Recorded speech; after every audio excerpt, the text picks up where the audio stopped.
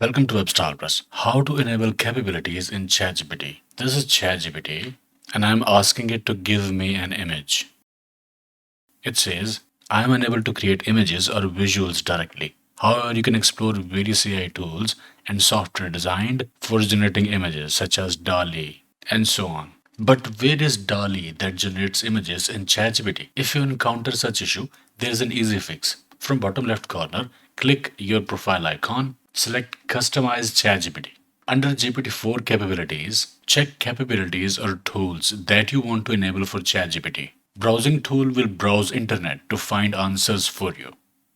dall-e can generate images. Code can execute code using code interpreter. I will check all of these and hit save button. And now let's request ChatGPT to generate that image again. Let's try that again. Alright, it's still unable to generate the image. Let's start a new chat. Now it is able to generate the image that we requested.